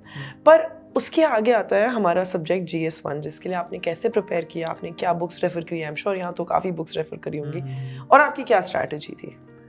GS1 में मतलब 3 सेक्शन है लार्जली, हिस्ट्री, ज्योग्राफी और सोसाइटी, एंड उनके सब सेक्शंस भी हैं, बट सोसाइटी वाला पोर्शन क्योंकि मेरा सोशियोलॉजी ऑप्शनल था तो ऑलमोस्ट ओवरलैप हो जाता है, तो अगेन मैंने उसके लिए अलग से बहुत नहीं पढ़ा था क्योंकि मेरा ऑप्शनल ही वही है सोसाइटी, मतलब तो वो हो गया था। एंड हिस्ट्री ज्योग्राफी भी लार्जली मैंने जो प्रीलिम्स के लिए जो हिस्ट्री ज्योग्राफी पढ़ी थी, जो स्पेक्ट्रम एंड जो मेरे क्लास नोट्स थे एंड NCERT वगैरह, उसी को कंटिन्यू रखा था। बस क्या होता है कि हिस्ट्री में 2-3 टॉपिक्स एक्स्ट्रा रहते हैं, post independent history, world history and location factors, कुछ ज्योग्राफी में एक्स्ट्रा पॉइंट्स होते हैं, मिनरल रिसोर्सेज, तो उसके लिए मार्केट में मैंने हैंड आउट जो आते हैं बेसिक वो कर लिए थे, एंड गूगल पे अपना सर्च करके उनसे वो किया था, जो एक्स्ट्रा जो थोड़े टॉपिक्स होते हैं। उसके अलावा लार्जली GS1 में जैसे मैंने बताया हिस्ट्री ज्योग्राफी जो प्रीलिम्स के लिए पढ़ा था उसी को एक बार रिवाइज कर लिया था। सोसाइटी मेरे को करना नहीं पड़ा था क्योंकि मेरा ऑप्शनल।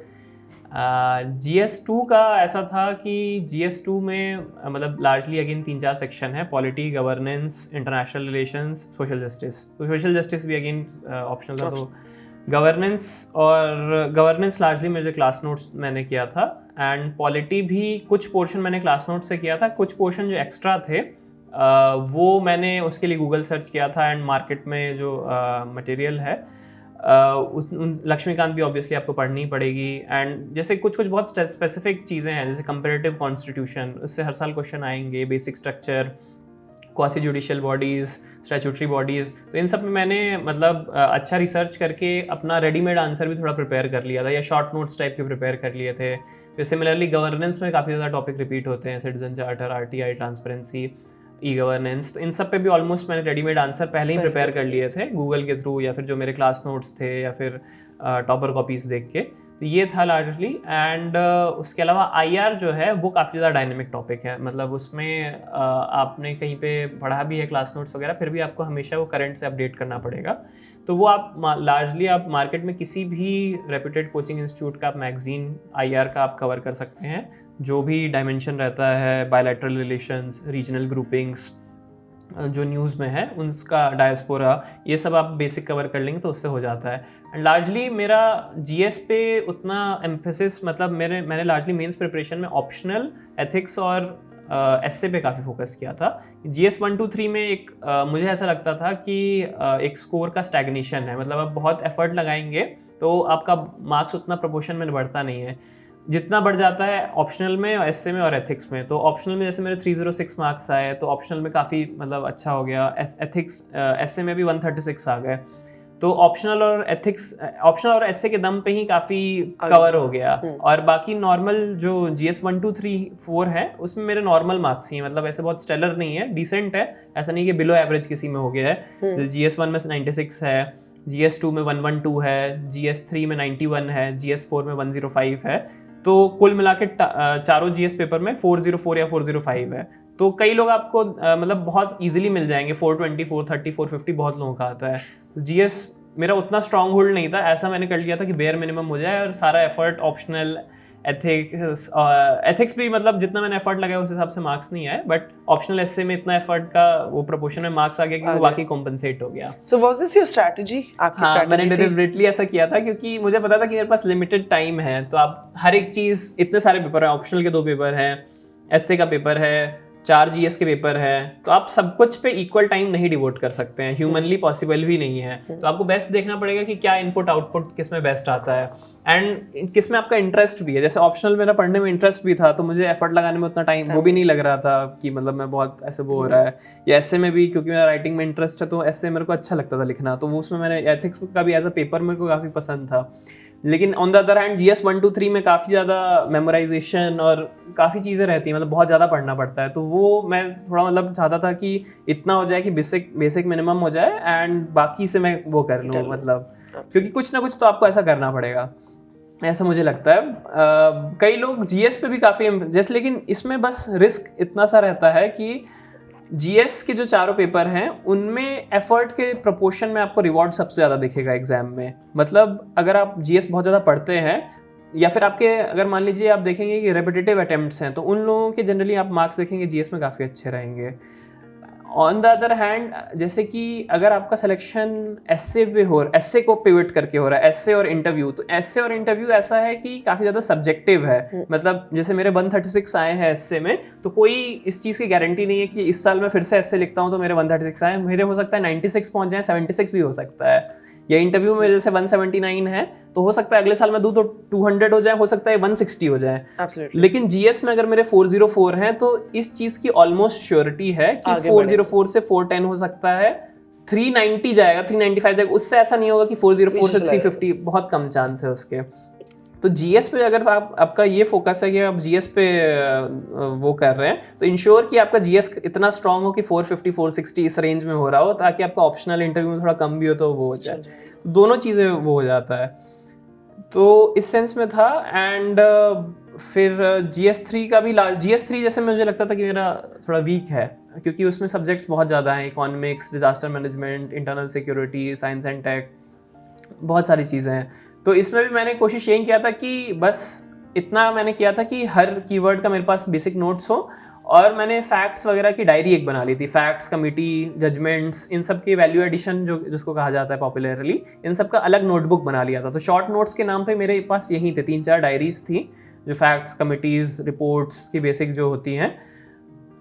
तो वो मैंने ऐसे कर लिया था कि फैक्ट्स मेरे पास बहुत ज़्यादा थे, कोटेशन, तो कोई चीज़ फैक्ट मुझे लगता था कि रिलेवेंट है तो उधर से यूज़ करके उधर कर लेता था। तो इतना मैंने कर लिया था कि मेरा आंसर राइटिंग स्किल डेवलप हो जाए, कि मैं किसी का कोई भी इन्फॉर्मेशन कहीं भी फिट कर सकूं आंसर के हिसाब से, एग्जाम्पल्स भी यूज कर सकूं। हाँ, एग्जाम्पल का भी था ऐसे ही। तो वो ऐसा बहुत लोगों का ऑन द कॉन्ट्रेरी ऐसा भी रहता है, जैसे कि मतलब रेडीमेड इंट्रोडक्शन बना लेंगे, रेडीमेड कंक्लूजन, या कई सारे क्वेश्चन के रेडीमेड आंसर रहते थे, तो वो मैंने किया था लेकिन रिलेटिवली कम किया था। मतलब ज़्यादा मेरा था कि ऑन स्पॉट ऑर्गेनिक आंसर बनाना, और उसके लिए जो फैक्ट वो सब चीज़ें चाहिए वो सब मैंने बस याद कर ली थी कि मैं इन्फॉर्मेशन इधर से उधर मूव करके लिख सकूँ। एंड ये सब तभी पॉसिबल हो पाया था जब मैंने मॉक टेस्ट अगेन काफ़ी ज़्यादा दिए थे। मेंस में भी मैंने 45 मॉक टेस्ट दिए थे टोटल मिला के, सब ऑप्शनल ऐसे सब मिला के 45 मॉक टेस्ट दिए थे। तो इतना प्रैक्टिस आप कर लेंगे तो फिर आपके पास स्किल इतना आ जाएगा। अगेन जो मैं स्किल वाली बात कर रहा था, तो मेंस में एक नॉलेज का है कि आपका नॉलेज होना चाहिए तभी आप आंसर लिख पाएंगे, लेकिन स्किल भी ज़रूरी है कि उस नॉलेज को आप अप्लाई कर सकें सही सेंस में, वो 7 मिनट में लिख सकें, वो आप प्रॉपरली उसका हर एक सब पार्ट एड्रेस कर सकें, इफ़ पॉसिबल डायग्राम बना सकें, जितना हो सके एक्स्ट्रा उसमें कंटेंट फैक्ट लिख सकें, ये सब चीज़ें लिख सकें। तो ये सब एक स्किल है बेसिकली कि आपको वो रिप्रोड्यूस करना आना चाहिए आंसर में। तो स्किल जो है आपको एक्वायर करना पड़ेगा। एक्वायर आप कैसे करेंगे? मॉक टेस्ट के थ्रू ही करेंगे। मॉक टेस्ट या आंसर राइटिंग, मतलब अगेन अगर आप अफोर्ड नहीं कर सकते हैं टेस्ट सीरीज वगैरह खरीदना, तो आप आपस में पीयर ग्रुप बना लीजिए, वो लोग आपस में इवेलुएट, मतलब आप, लेकिन आप कोशिश करिए आपका आंसर कोई और सेकंड पर्सन देखे, क्योंकि आपको फ्लॉ बता पाएगा आपका, एंड उससे आप इम्प्रूव करेंगे कंटिन्यूसली। लेकिन प्रैक्टिस करते रहें, मतलब जितना प्रैक्टिस कर सकें, मतलब इक्वल एम्फोसिस दें उसका भी, कि एटलीस्ट आप दिन का जो स्पेशली प्रीलिम्स मेंस का जो पीरियड है उसमें अगर आप डेली कोशिश कर सकें 1 घंटा आपका आंसर राइटिंग पे ही जाए। मतलब अगर आप 7-8 घंटे या 10 घंटे पढ़ते हैं तो 1 से 1.5 घंटा आप आंसर राइटिंग ही करते हो, मतलब और पढ़ते ना हो। क्योंकि अगर आप बहुत लोग, मतलब ऐसा भी मैंने प्रॉब्लम देखा है कि कंटेंट पे बहुत ज़्यादा एम्फेसिस रहता है, जो कि होना भी चाहिए, लेकिन वो अप्लाई करना ही नहीं वो हो पाता है। मतलब तो वो पढ़ बहुत ज़्यादा लेंगे, एक जगह पे कंसोलिडेट नहीं होगा, वो आंसर भी नहीं लिख पाएंगे, ये सब इशू होने लग जाता है। तो वो अवॉइड करना चाहिए मॉक के थ्रू। एंड तो यही था लार्जली। और GS3, हाँ GS3 का भी बता दिया। और GS4 के लिए, जो कि अगेन आपका एक वीक सब्जेक्ट था, तो उसके लिए आपने कैसे स्ट्रेटेजाइज किया? नहीं, GS4 अच्छा सब, मतलब ऐसे मुझे लगता था कि स्ट्रॉन्ग सब्जेक्ट था, बट उसमें नंबर पता नहीं क्यों नहीं आए उतने जितना मैं एक्सपेक्ट कर रहा था। लेकिन वो ऑन द कॉन्ट्रेरी भी है। लेट्स से आप, मेरे को ऐसा लग रहा था कि GS2 में 100 मार्क्स आएंगे, लेकिन उसमें 110 आ गए। GS3 मुझे लगता था कि शायद 70-80 भी आ सकते हैं, 91 आ गए। तो ये भी होगा कई बार आपको लगेगा कि इसमें ज़्यादा आएंगे, उसमें कम आ जाएंगे, तो वो सब चीज़ें होती रहेंगी। ऑप्शनल मुझे लगता है जैसे 280 आएंगे, 290 आएंगे, 306 आ गए, तो कहीं पे कम होगा तो कहीं पे ज़्यादा भी हो जाएगा। तो एथिक्स का ऐसा था कि जो मैंने क्लास नोट्स जो मैंने अपने फाउंडेशन कोचिंग में रेफ़र किए थे, वहीं ज़्यादातर मैंने रेफ़र किए थे। उसके अलावा वहीं एथिक्स की एक स्पेसिफिक डायरी बना ली थी, उसमें मैंने कोटेशन, गुड प्रैक्टिसेस, एग्जाम्पल्स, ये सब की और एथिक्स में बहुत ज़्यादा प्रैक्टिस की थी, क्योंकि उसमें पेपर बहुत ज़्यादा छूट जाता है अगर आप प्रैक्टिस ना करें, क्योंकि बहुत पढ़ना भी होता है केस स्टडी एंड बहुत लिखना भी होता है। तो उसमें भी अगेन प्रैक्टिस का ही था, एंड सोर्सेज भी वहीं थे, क्लास नोट्स, एंड एक नोट मैंने रेफ़र किया था मार्केट के से रेफ़र करके। प्रीवियस ईयर क्वेश्चन का भी इंपॉर्टेंस है काफ़ी ज़्यादा, क्योंकि एथिक्स में जो सेक्शन ए वाला पोर्शन जो है उसमें रेपिटेशन होते हैं, जैसे इमोशनल इंटेलिजेंस, एप्टीट्यूड, ये सब रेपिटेटिव हैं काफ़ी ज़्यादा, हर साल क्वेश्चन आएंगे। केस स्टडी वाला पोर्शन जो होता है वो न्यू होता है रिलेटिवली। तो ये लार्जली था एथिक्स का भी। एंड एस्से का ये रहता है कि एस्से का कोई ऐसा डेडिकेटेड सब्जेक्ट वो नहीं है, स्टडी मटेरियल नहीं है। जितना आपको जीएस में जो आपने पढ़ा है अलग अलग सोर्सेज से, उसी को यूज़ करना आना चाहिए एस्से में। तो उसमें आपका हल्का सा क्रिएटिविटी दिखता है। एस्से एक लौता ऐसा पेपर है जिसमें टाइम की कमी नहीं होती है, मतलब आप आराम से 20-25 मिनट ब्रेनस्टॉर्म कर सकते हैं कि आपको क्या लिखना है, और फिर एक्चुअली फिर आप वो लिखें। फिर उसमें कोशिश करनी चाहिए कि इंट्रोडक्शन आप जितना रिलेवेंट लिख सकते हैं टॉपिक से वो लिखें, टॉपिक सही चूज़ करें, ऐसा ना करें कि मतलब आपको टॉपिक का मीनिंग क्लियर नहीं है उसको आप लिखना स्टार्ट कर दिया, वो नहीं करना चाहिए। कंक्लूजन भी उतना ही ज़्यादा इंपॉर्टेंट है, क्योंकि उस टाइम पे मार्क्स दिए जा रहे हैं, कंक्लूजन ऑप्टिमिस्टिक हो। उसके अलावा जो भी लिख रहे हैं एस्से में वो क्लोज टू टॉपिक हो, बहुत डिविएट ना हो रहा हो, एक पॉइंट से दूसरे पॉइंट ऐसा ना लगे बहुत ज़्यादा जंप हो रहा हो, थोड़ा फ्लो हो उसमें। फिर ऐसा भी ना हो कि एग्जाम्पल रैंडमली थ्रो किए जा रहे हैं, थोड़ा आर्ग्यूमेंट बिल्डिंग, थोड़ा कॉन्टेक्स्ट सेटिंग, बैकग्राउंड सेटिंग, ये सब भी होना चाहिए। फिर उसके बाद एग्जाम्पल आना चाहिए। तो ये सब बेसिक रूल्स मैंने फॉलो किए थे एस्से में। और एस्से में भी बहुत ऐसे लिखे थे, मतलब मुझे याद है टोटल 10 एस्से के टेस्ट लिखे थे, 20 एस्से लिखे थे, तो उससे हो जाता है वैसा। It really helped you. Yes. अब तो ये था मेंस तक का प्रिपरेशन, जिसमें ऑप्शनल भी ऑफ कोर्स आपने थोड़ा सा गाइड किया हमें, पर हम थोड़ा सा और जानना चाहेंगे कि ऑप्शनल के लिए आपने और कैसे प्रिपेयर किया, और मेनली कई बार हमने सुना है कि ऑप्शनल सब्जेक्ट बहुत स्ट्रैटेजी से लिए जाते हैं, तो वो आपकी क्या स्ट्रैटेजी थी ऑप्शनल सब्जेक्ट चूज करने की? What was the reason that you chose this subject? Optional आपको चूज करना है तो 4 पैरामीटर्स मुझे लगता है कि इंपॉर्टेंट हैं। फर्स्ट पैरामीटर इंटरेस्ट है, सेकंड पैरामीटर स्कोरेबिलिटी है, स्कोर आते हैं कि नहीं उसमें, थर्ड पैरामीटर गाइडेंस है, fourth parameter overlap with GS है। मैं चारों एक्सप्लेन कर देता हूँ। बिल्कुल। फर्स्ट है कि इंटरेस्ट है कि नहीं आपका उस सब्जेक्ट में। अगर इंटरेस्ट नहीं है तो ऑप्शनल में आपको टाइम डेडिकेशन के साथ देना पड़ेगा, क्योंकि ऑप्शनल आप कंटिन्यूसली पढ़ने वाले हैं, बहुत लंबे समय तक पढ़ने वाले हैं। तो अगर आपने कोई एक सब्जेक्ट चूज़ कर लिया जिसमें मतलब बस ये देख के कि उसमें स्कोर बहुत ज़्यादा आता है, लेकिन वो इंटरेस्ट नहीं है आपका उसमें पढ़ने में, तो आप पढ़ नहीं पाएंगे। सेकंड जो है कि उसमें स्कोर आता है कि नहीं। अब मान लीजिए ये भी है कि ऑलमोस्ट हर ऑप्शनल से लोग सेलेक्ट हो जाते हैं, ये बात सच है इसमें, मतलब वो पैरिटी रहती है। आप लिस्ट देखेंगे तो ऑलमोस्ट आपको दिख जाएगा कि हर ऑप्शनल से लोग सेलेक्ट हो रहे हैं। बट जनरली ऐसा देखा गया है कि कुछ कुछ ऑप्शनल्स ऐसे होते हैं, जैसे सिविल इंजीनियरिंग है, तो सिविल इंजीनियरिंग में मुझे बहुत लंबे मेमोरी में नहीं याद आ रहा है, मतलब 10 साल या 5 साल में किसी का 300 स्कोर पहुंचा हो सिविल इंजीनियरिंग में। जबकि और अब देखिए सोशियोलॉजी में आते रहते हैं 300, मतलब हर साल 1-2 लोग के आते हैं। तो कुछ पता नहीं ऐसा है कि कुछ ऑप्शनल्स में वो लाना डिफिकल्ट होता है स्कोर उतना ज़्यादा, कुछ ऑप्शनल में आसान होता है। सिविल में भी आए हैं लोग, सिविल में भी 320 मुझे याद है कि आए हैं। एक सीनियर थे मेरे कॉलेज की, उनके आए थे, लेकिन बस इकलौता एग्जाम्पल है वो, बहुत कम है। तो उसमें आप देख लीजिए कि जो लोग सेलेक्ट हो रहे हैं उसमें से उस ऑप्शनल का रिप्रेजेंटेशन है कितना है और कितना उसमें स्कोर का पोटेंशियल है। थर्ड आप देख लीजिए कि उसमें गाइडेंस अवेलेबल है कि नहीं, क्योंकि हो सकता है कि ऑप्शनल आप ले रहे हैं तो आप सेल्फ स्टडी कर रहे हो बहुत अच्छा, या फिर आपका कॉलेज का ग्रेजुएशन सब्जेक्ट ही हो तो आपको कुछ एक्स्ट्रा फाउंडेशन क्लासेस या कोचिंग की ज़रूरत ना पड़ी हो, लेकिन फिर आप टेस्ट लगाएंगे उसके, कुछ आपको उसका आंसर ही लिखना है, तो आपको देखना पड़ेगा कि कुछ उसका गाइडेंस है अवेलेबल कि नहीं मार्केट में। ऐसा तो नहीं है कि बिल्कुल ही मतलब ऐसा ऑब्सक्योर सब्जेक्ट है जिसका मार्केट में कोई टेस्ट सीरीज आपको नहीं मिलेगा, जिसका PYQ का आंसर नहीं मिलेगा, प्रीवियस ईयर क्वेश्चन के आंसर नहीं मिलेंगे। ऐसे आप ऑप्शनल चूज कर लेंगे तो थोड़ा आप आइसोलेटेड हो जाएंगे, या फिर ऐसा ऑप्शनल जिसमें कोई आप पीयर ग्रुप ही ना बना सके, मतलब आपको मिले ही ना लोग, तो उसमें थोड़ा सा आइसोलेशन हो जाएगा, थोड़ी दिक्कत हो जाएगी आपको। फिर फोर्थ पैरामीटर आप रखिए कि उतना ओवरलैप कितना हो रहा है जीएस के साथ। जैसे कुछ कुछ ऑप्शनल्स हैं, जैसे PSIR, तो PSIR का आप चूज़ करेंगे तो GS2 आपका पूरा कवर हो जाता है। तो ऐसा अगर आपका ऑप्शनल है कि इसमें आप जैसे सोसाइटी है, सोशियोलॉजी है तो सोसाइटी कवर हो रही है, सोशल जस्टिस कवर हो रहा है, हिस्ट्री से भी कवर हो रहा है, तो ऐसा ऑप्शनल अगर आपका कि आपका GS कवर होता है तो आपको बेनिफिट मिल जाएगा, क्योंकि आपको दोबारा नहीं पढ़ना है। लेकिन ये फोर्थ पैरामीटर होना चाहिए। इन क्रोनोलॉजी वही पैरामीटर है, इंटरेस्ट, स्कोरेबिलिटी, इंस्टीट्यूशनल गाइडेंस और overlap with GS in decreasing of order of priority, ये होना चाहिए। बहुत ही बढ़िया। अब एक तो हमें जानना है कि आपका इंटरव्यू का एक्सपीरियंस क्या था, क्योंकि this was your first interview और आपने फर्स्ट इंटरव्यू ही क्रैक कर लिया, तो आपके लिए क्या क्या हर्डल्स थे? आपने प्रिपेयर भी, आपने जैसा कि बताया बहुत कम टाइम किया प्रिपेयर इंटरव्यू के लिए, तो आपने उसको प्रिपेयर कैसे किया? What was your strategy, plus what were the interesting points in your interview? नहीं, इंटरव्यू के टाइम पर प्रिपरेशन के लिए टाइम मिल गया था, क्योंकि मेंस जब मेंस सितंबर में होता है मतलब, एंड उसका रिजल्ट दिसंबर में आता है, दिसंबर, हाँ ऐसे ही दिसंबर में आता है, वो इंटरव्यू जनवरी से स्टार्ट होता है। तो और मेरा इंटरव्यू 19 मार्च को था, तो काफ़ी लेट था, तो टाइम काफ़ी मिल जाता है उसमें। एंड इंटरव्यू प्रिपरेशन भी उतना ज़्यादा मतलब वैसा नहीं है एग्जॉस्टिव जैसे मेंस का है, उसका आपको ऑलमोस्ट 20-30% ही पढ़ना है इंटरव्यू के टाइम पे, मतलब मेंस में जितना पढ़ना होता है उतना नहीं पढ़ना होता है। लार्जली 3 चीज़ें रहती हैं। एक तो है कि आप करंट अफेयर्स काफ़ी अच्छे से करें उस टाइम पे, इंटरव्यू के टाइम पे, क्योंकि current affairs is a very important talking point in interview. जो न्यूज़ में चल रहा है 1-2 दिनों से या 1-2 महीनों से या 3-4 महीनों से, वो सब लोग डिस्कस कर रहे होते हैं, तो उससे आपसे वो चाहेंगे कि कॉन्वर्सेशन उससे स्टार्ट करें कि आपने ये न्यूज़पेपर में पढ़ा है या फिर मतलब ये सब चीज़ें। तो उस टाइम पे जैसे मैंने 2 न्यूज़पेपर पढ़ना स्टार्ट कर दिया था, एक इकोनॉमिक्स का न्यूज़पेपर एंड एक नॉर्मल इंडियन एक्सप्रेस में पढ़ता था।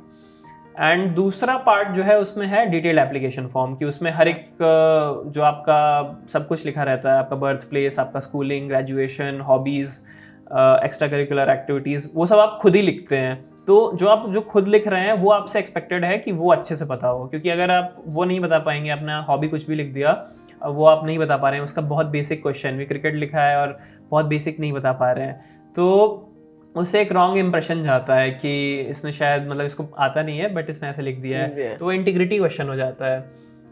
तो वो जो आपका डैफ में हर एक चीज़ लिखा है उसके बारे में आपको थॉरो रिसर्च होना चाहिए, सब कुछ पता होना चाहिए, एक्सपेक्टेड एटलीस्ट इतना है, उसमें आप जितना कर सकें मतलब। एंड थर्ड चीज़ होती है मॉक इंटरव्यू। मॉक इंटरव्यू आप जितना प्रैक्टिस कर सकें करें, क्योंकि आप वो सिमुलेशन इन्वायरमेंट को फेस करेंगे कि 5 सीनियर लोगों के सामने आप कैसे अपनी बात रख सकते हैं।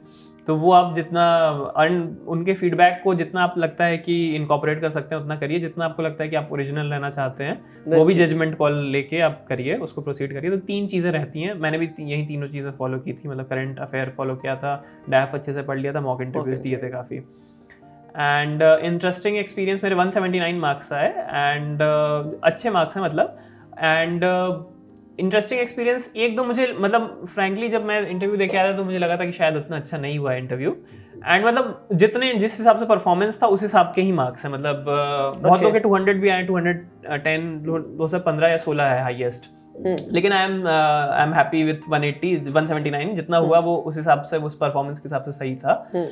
तो इंटरेस्टिंग एक्सपीरियंस तो ये था, मतलब जैसे कुछ क्वेश्चन ऐसे होंगे जो आपके डैफ या करंट अफेयर से होंगे, कुछ क्वेश्चन उस टाइम पे रैंडम भी आते हैं, मतलब कि जस्ट आपको टेस्ट करने के लिए, या फिर उनके दिमाग में रहता है कि ये पूछना ही है, लेकिन वो आपको ऐसा लगेगा कि ये रिलेटेड कैसे है, मतलब मैं कैसे आंसर करूँ उसका। तो जैसे जो चेयरमैन सर थे उन्होंने पूछा था कि what is importance of books in one's life, जबकि बुक रीडिंग वगैरह मैंने कहीं कुछ हॉबी में नहीं लिखा है। तो मैंने बोला था कि sir books are our best friends. तो उन्होंने बोला भी था कि which is your best friend, तो मैंने बोला था पावर ऑफ सबकॉन्शियस माइंड मुझे पसंद है। तो फिर यही था, मतलब इस टाइप का एक्सपीरियंस था। फिर सिविल इंजीनियरिंग से क्वेश्चन उन्होंने पूछे थे, मतलब दूसरे मेंबर ने, बाकी मेंबर्स ने भी कुछ मतलब एक मेंबर ने पूछा था कि 2018 में जब आप IIT दिल्ली में गए तो फिर उस साल IIT दिल्ली के साथ स्पेशल क्या हुआ था, जैसे इंस्टीट्यूट ऑफ एमिनेंस का स्टेटस मिला था। तो कुछ क्वेश्चन मैंने जैसे गलत, इसका जवाब आपके पास था उस वक्त? हाँ उस टाइम पे था मैंने, लेकिन उसमें वो कर दिया था, मतलब इंस्टीट्यूट ऑफ एमिनेंस की जगह पे इंस्टीट्यूट ऑफ एक्सेलेंस बोल दिया था। ओके। तो वो जब मैं इंस्टीट्यूट ऑफ बोल रहा था तो फिर वो नोट कर रहे थे हाँ, लेकिन जैसे ही मैंने एक्सेलेंस बोला तो उन्होंने कहा कि एमिनेंस, तो मैंने कहा कि हाँ सर सॉरी। तो वो मुझे लगा था कि थोड़ा लो पॉइंट था, मतलब सिमिलरली जो पावर ऑफ सबकॉन्शियस माइंड मैंने बोला कि ये बुक मैंने पढ़ी है, तो फिर दूसरे मेंबर ने पूछा था कि पावर ऑफ सबकॉन्शियस माइंड इसका ऑथर कौन है। तो वो बुक मैंने 2-3 बार पढ़ी है, लेकिन वो ऑथर उस टाइम पे मैंने गलत स्लिप ऑफ टंग हो गया कि जोसेफ मर्फी की जगह में मैंने कार्ल जंग बोल दिया, जबकि कार्ल जंग वो भी सिमिलर टाइप का ही वर्क करते हैं, मतलब तो उन्होंने बोला था कि नहीं जोसेफ मर्फी। तो फिर मुझे लगा था कि मतलब क्योंकि ये बुक मेरे से ही निकली है, मतलब मैं नहीं बोला कि मैंने बुक पढ़ी और उसका ऑथर गलत बता दिया तो शायद रॉन्ग इंप्रेशन चला जाए कि मैं झूठ बोल रहा हूँ या जो भी। लेकिन थैंकफुली क्या हुआ था कि उन्होंने जो पूछा था नेक्स्ट क्वेश्चन उनका ये था कि उसमें लर्निंग्स क्या थी, उसमें एक्चुअली लिखा गया है, तो वो मैंने बता दिया था एंड उसके ऊपर डिस्कशन हुआ था, तो वो मैंने हैंडल कर लिया था। तो एटलीस्ट ये नहीं लगा होगा उन लोगों को कि मैं मतलब You didn't read the book. हाँ I actually read it and वो फिर एक्चुअली फिर लास्ट में क्वेश्चन था, सर ने पूछा था 3-4 टर्म्स बोली थी कि इनमें से आपको कुछ मतलब have you heard about it. तो मुझे एक ही टर्म पता था, ब्लैक स्वॉन इवेंट क्या होता है, तो वो मैंने बताने लग गया था कि सर मेरे को ब्लैक स्वॉन नहीं पता है क्या होता है। तो उन्होंने पूछा था कि हाँ बताओ, तो वो जब मैंने एक्सप्लेनेशन दिया कि ब्लैक स्वॉन इवेंट क्या होता है तो वो मेरे हिसाब से सही एक्सप्लेनेशन था। फिर मैं बाद में चेक भी किया कि हाँ वो वही एक्सप्लेनेशन था, बट पता नहीं उनको ऐसा लगा था कि उनको शायद वो सेटिस्फाइड नहीं, तो उन्होंने बोला था कि I think you are taking an educated guess. तो फिर अगेन मैं थोड़ा शैटर हो गया था कि यार मतलब यही है, मेरे को तो यही आंसर पता है, मतलब ब्लैक स्वॉन इवेंट यही होता है। तो लेकिन फिर मैंने कहा था कि सर मतलब फिर मैंने एग्जाम्पल भी देने का कहा था कि sir if you permit I can give example. तो जब उन्होंने ऐसा बोला था ना कि I think you are taking an educated guess, तो फिर मुझे लगा था कि शायद उनको ऐसा लगा, और ये पावर सबकॉन्शियस माइंड वाले क्वेश्चन में भी वो हो गया था या एक्सेलेंस वाले, तो इस टाइप के जो हिकअप्स हो गए थे ना, तो फिर मुझे लगा था कि शायद मेरे कम नंबर भी आ सकते हैं, मतलब अगर उनको ये लग गया होगा कि मैं गेस करता हूँ, जो कि मैं कर भी नहीं रहा था उस टाइम पे, तो फिर वो कम पेनलाइज कर सकते हैं एंड वो 120 130 कितना भी दे सकते हैं। मतलब ऐसे लोगों को दिया हुआ है, मेरे फ्रेंड सर्कल में भी लोगों को 120 30 मिला, और उससे आप सीधे लिस्ट से बाहर हो जाएंगे, क्योंकि अभी मेरे 179 है, अगर मान लीजिए वो 120 दे दें 60 मार्क्स मतलब आप गए, या फिर बहुत आपको मतलब रैंक आपकी बहुत डिक्रीज हो जाएगी, आपको डिजायर्ड सर्विस नहीं मिलेगी, बहुत कॉन्सिक्वेंशियल इम्पैक्ट्स होंगे उसके। तो लेकिन थैंकफुली वो सब नहीं हुआ, डिसेंट मार्क्स आ गए एंड मेंस का स्कोर मेरा अच्छा था 845, तो 1046, हाँ टोटल मेरे 1025 आए हैं, 1025 जिससे 23 ऑल इंडिया रैंक आ गई। ब्यूटीफुल। ये तो थी आपकी प्रिपरेशन का हार्ड वर्क और आपने कैसे प्रिपेयर किया और सब कुछ जो हम आपसे जानना चाहते थे, पर अब मैं ओवरऑल एक एक्सपीरियंस के हिसाब से जानना चाहूँगी, what are the mistake people make, और क्या ऐसी चीज़ें हैं जो बहुत इंपॉर्टेंट है अकॉर्डिंग टू यू कि अगर आप इन चीज़ों पे ध्यान दें तो शायद that one thing that you added कि हाँ लक भी बहुत मैटर करता है। सो अकॉर्डिंग टू यू और क्या क्या चीज़ें हैं जो can get you a good rank? Ma'am मुझे लगता है कि सेल्फ बिलीफ रखना चाहिए बहुत, ये सब नहीं सोचना चाहिए कि इतने लाख लोग दे रहे हैं एंड ऑल दोज थिंग्स कि मतलब सब लोगों को ज़्यादा अटेम्प्ट ही लगते हैं, या मतलब कि इतना 5 साल का है सब है। पूरा आप एफर्ट पे पूरा ध्यान दीजिए कि यू शुड बी सेटिस्फाइड कि जो मैंने मतलब जितना एफर्ट लगाना था वो मैंने एफर्ट लगाया, उसके बाद भी एग्ज़ाम क्लियर नहीं होगा तो आपको रिग्रेट नहीं होगा। तो ये रहता है कि जितने आप जब भी प्रिपरेशन स्टार्ट कर रहे हैं या फिर एक डिसेंट मैच्योरिटी लेवल पे पहुंच चुके हैं इस एग्ज़ाम प्रेप में, तो एक लिस्ट बना लीजिए कि मुझे ऐसा लगता है कि ये एग्ज़ाम क्लियर करने के लिए ये बॉक्सेस टिक करने हैं। वो जिस दिन मतलब बॉक्सेस टिक करने हैं कि मतलब ये बुक्स मुझे इतनी बार पढ़नी है, ये ऑप्शनल पढ़ना है, इतने टेस्ट लगाने हैं, ये सारे मुझे लगता है कि एग्ज़ाम इस ऑब्जेक्टिविटी के साथ मतलब ये ऑब्जेक्टिव पैरामीटर्स हैं एग्ज़ाम क्लियर करने के लिए। अगर वो सारे टिक मतलब बॉक्सेस मैंने टिक कर दिए हैं एंड उस फिर आप मतलब आपका रिजल्ट मोस्ट चांस है कि आ जाएगा, क्योंकि मतलब आपने अगर 50 टेस्ट लिखे हैं प्रीलिम्स के या फिर 50 टेस्ट लिखे हैं मेंस के या फिर मतलब इंटरव्यू की बहुत अच्छी प्रिपरेशन की है, ऑप्शनल आपका स्ट्रॉन्ग है, तो आपका रिजल्ट आना चाहिए, मतलब एक्सपेक्टेड ये है। उसके बाद नहीं आता है तो फिर डोंट लूज हार्ट, मतलब आप स्विच करना चाहते हैं, अगर आप कुछ और भी करना चाहते हैं लाइफ में तो टेक दैट डिसीजन ऑल्सो। मतलब कोई इसको लाइफ एंड डेथ का भी मत बनाइए कि इन एग्ज़ाम नहीं होगा तो फिर मतलब बहुत प्रॉब्लम्स है, ऐसा कुछ नहीं है। मतलब the world is full of opportunities and you can excel whatever you do. So ये रखना चाहिए एंड मतलब जब प्रिपरेशन कर रहे हैं तो 100% एफर्ट डेडिकेशन कि मुझे सारे बॉक्सेस टिक करने हैं विद इन लिमिटेड टाइम, मतलब 1 साल 2 साल के अंदर। ये नहीं कि बार बार कर करके मतलब कि 1 साल कभी प्रीलिम्स शूट, मतलब कभी इस साल मेन, बहुत लोग का ये एटीट्यूड हो जाता है कि इस साल चलो बस देने के लिए मेंस दे देते हैं और अगले बार देखेंगे रैंक बैंक का, तो वो सब नहीं करना चाहिए। मतलब या बहुत लोग ऐसे रहता है कि प्रीलिम्स ऐसे ही एक बार जाके बैठ के देख लेते हैं कि कैसा, तो मैं उसको एडवाइस नहीं करूँगा। मतलब आपको प्रीलिम्स का पेपर देखना है तो आप घर पे भी वो पेपर आ जाएगा, तो आप उसको फालतू में अपना अटेम्प्ट वेस्ट मत करिए। एंड अटेम्प्ट जब भी दे रहे हो तो प्रॉपर एफर्ट और मतलब प्लानिंग हर एक चीज़ उसकी करके पूरा एफर्ट लगा के फिर ही अटेम्प्ट देना चाहिए कमिटमेंट के साथ, क्योंकि फिर अटेम्प्ट नहीं आया मतलब आपका प्रीलिम्स क्लियर नहीं होगा, वो सेटबैक है बेसिकली एक, तो वो आप अननेसेसरीली बैगेज ऑफ फेलियर्स क्यों जनरेट कर रहे हैं अपने ऊपर। आपको पता था कि वो फर्स्ट सीरियस अटेम्प्ट नहीं था आपका, लेकिन फिर भी आपको लगेगा ना कि एक अटेम्प्ट मेरा हो चुका है, तो वो मुझे नहीं करना चाहिए। मतलब first attempt should be the best attempt, should be the best planned attempt, you should do everything which it takes so that even if you don't make it you will not have regrets. Absolutely. जैसा कि आपने कहा planned, हम definitely आपकी planning जानना चाहते हैं क्योंकि आपने फर्स्ट अटेम्प्ट में क्लियर किया, तो हम आपका एक टाइम टेबल जानना चाहते हैं। जब आपके पास पूरा टाइम था to dedicate to all the subjects, तो आपका क्या टाइम टेबल होता था from day till the end? तो जैसे कॉलेज में तो अलग ही, उसका मेरे ख्याल से उतना रिलेवेंट नहीं रहेगा, उसमें तो 2-3 घंटे जितना हो पाता था।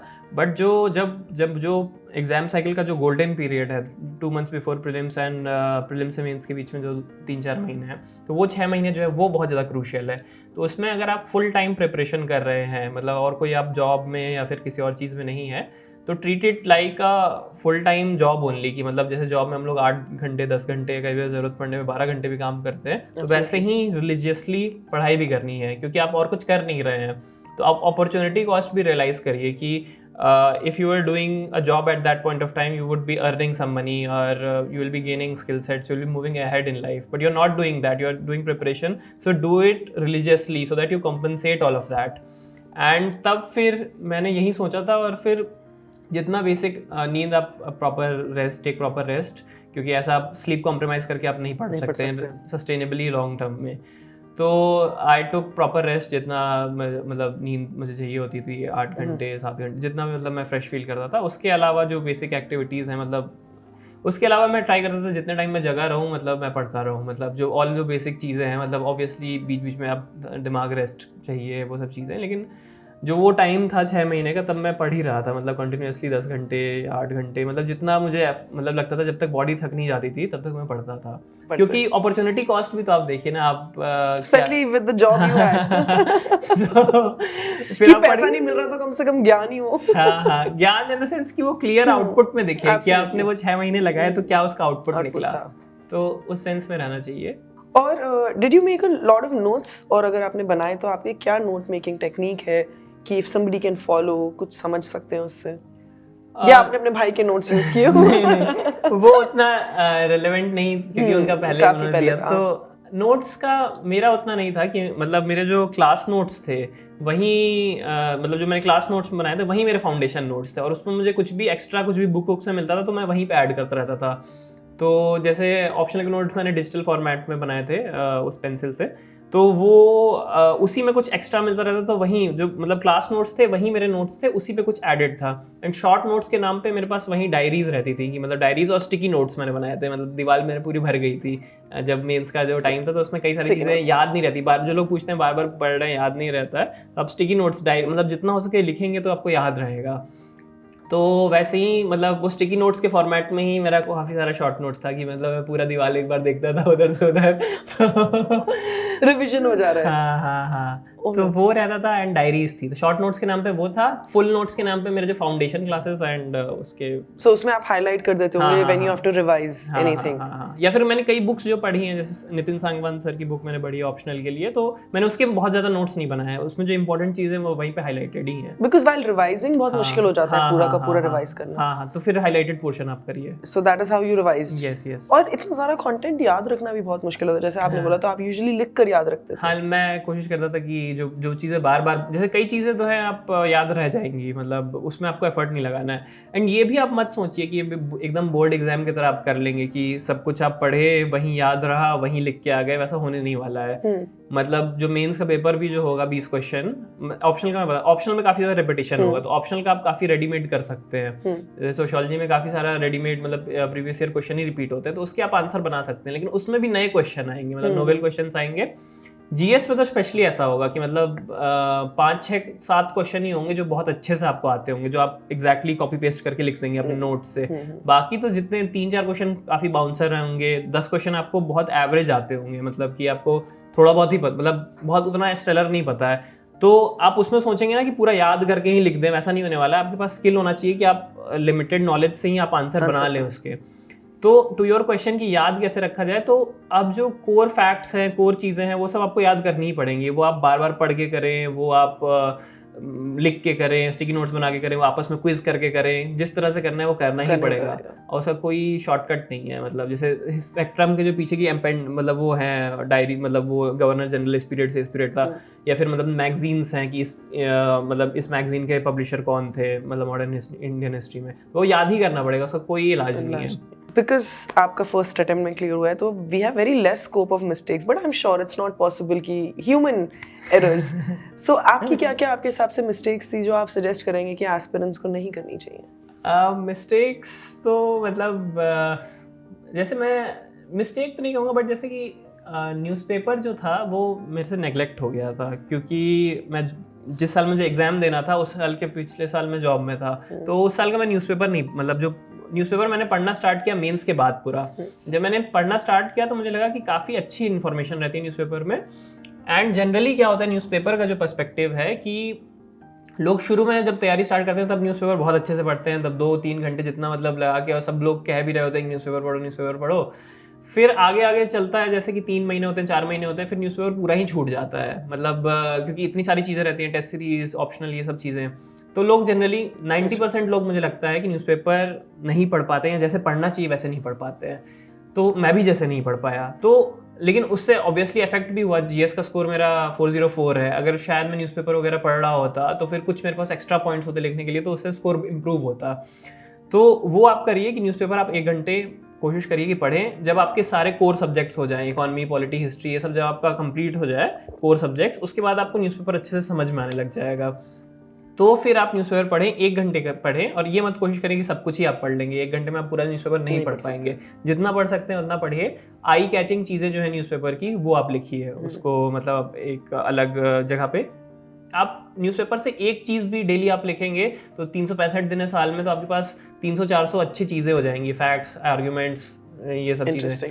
तो ये मत कोशिश करिए न्यूज़पेपर का नोट्स ही बना लेना है, बस एक दो चीज़ें नोट जो करनी है कि मतलब आपको बहुत अच्छा लगा तो वो आप नोट करते रहिए। तो ये मुझे लगता है कि मैंने नहीं किया था, तो शायद अगर मतलब करेगा कोई तो जीएस में स्पेशली बहुत हेल्प करेगा। सो ये तो थी पूरी पूरी एग्जाम तक की जर्नी और interview.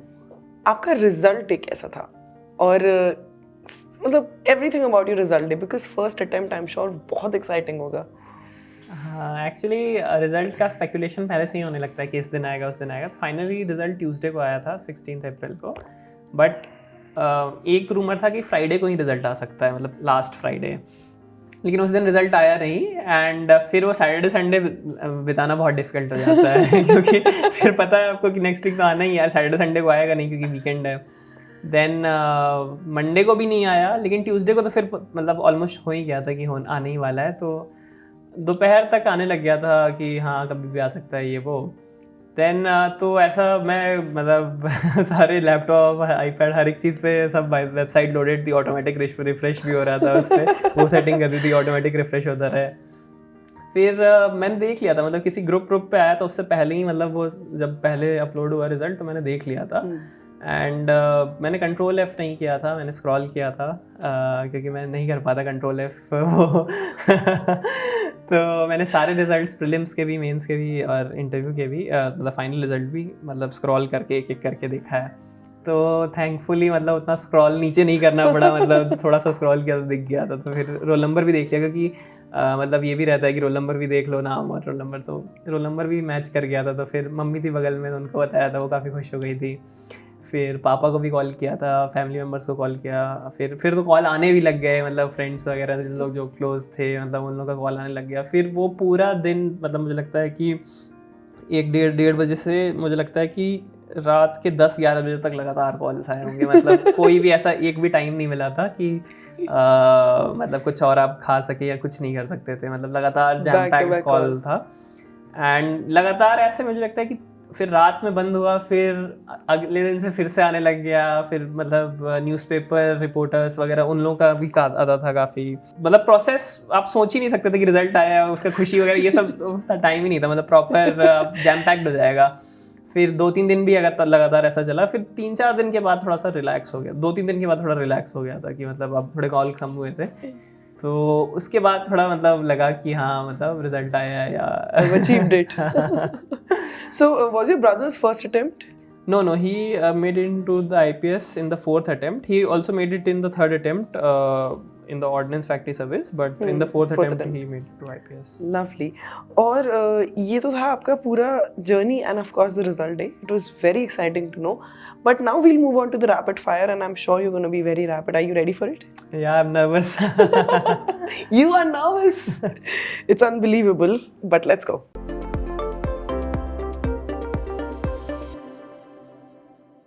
If you had to change your name, what would your new name be and why would you choose that? No, I love my name. I won't change it. You wouldn't change it. Lovely. If you could know the absolute truth to one question, what that question would be? I would love to know how scaling and optionals are done in UPSC because that is the biggest mystery. Absolutely. For you, of course. What's the most interesting thing you have read or seen this year? This year, it's difficult to point because I have traveled extensively this year, so it's difficult to point one interesting thing. But I went to a religious place in Gokul, Mathura, and there the concept is that is a soil where it is believed that Lord Krishna had spent his childhood days in that soil, in that wreath. So there is a myth that or a saying that whatever you write on that soil will become true. So I actually had written that I qualify this exam, and it happened. I don't know what's the correlation of Absolutely, but yeah, belief. What is the most important object that you won? Object, I think my values. They are not an object, but I think I'm very closely attached. I don't compromise on my values much. So that is the most important thing I own. Nice. What job would you be absolutely horrible at? I think I have like largely I've tried whatever I've tried, so I've done it. So, but very Of few. course. IIT, IAS, of course, we know So that. not, but I have not tried many things. Like I have not learned driving a four-wheeler. Very basic things. I like. You don't even need it now. No, it's not. I like driving two-wheelers a lot, bikes and all, but I have not learned it. So I don't know whether I'll be able to. I just have a tinge of fear that whether I can. Drive it. Yes. So, Okay. What movie has everyone else seen but you haven't? there would be a lot of movies. I don't see a lot of movies, so there You would be a don't. lot of movies which people have seen, but I haven't. What is your dream job and what makes it so amazing? Dream job? I think there is no right answer to this because it's very very subjective and it changes with time. So when I was very small, I used to go to school, and there was a railway track nearby in my way to school. So I was very fascinated by this person who is driving the train. So I wanted, that was my dream job, that I'll also drive my train Train. one day. So it changes with time. Because And of train, you didn't learn driving car also. no. Okay, moving ahead. If you had the world's attention for 30 seconds, what would you say? Spread love and peace. Nice. What is something most people can do it easily, but you find it very difficult? Uh, like when you go to a new place, so directions, I'm bad with directions. Bad with directions. Was it difficult for you to come here? Yes, a bit also. If you had to work but didn't need the money, what would you choose to do? Work, but not. You didn't need the money, what would you do?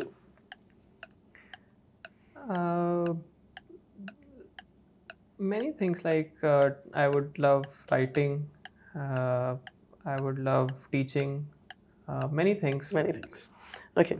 Would you leave your hometown forever or stay in your hometown forever? Who would like to leave it forever? Everyone would like to stay there forever. Nice. Is there an app that you hate but use it anyway? No, I delete all such apps. That you hate? Yes. Nothing can control you? No. Lovely. What is the stupidest thing that you've done on your own free will? Free will. No. I am not comfortable revealing that. Alright. What's something you've tried that you'll never ever try again? I've tried, but again, I will not reveal that. If you would change one thing about your upbringing, what would it be? I think in my childhood, I didn't emphasize much on sports. I could have learned a sports in a more organized way. That is one thing I think that I should have done in my childhood. Okay. If you could. When things break, do you prefer to fix them or replace them? Replace them. What are you most looking forward to in the next 10 years? To the service. To the service. What is something you learned this year? I learned. It's very difficult to answer. I learned how to give media interviews. Lovely, interesting. If you could learn any language fluently, what would that be? I think I would love Urdu. Urdu. Yes. What is that one food item that you can never give up? Paratha. Parantha. Yes. Lovely. This was your rapid fire. Thank you so much. This is for you. A little gift from us. Thank you so much. Thank you.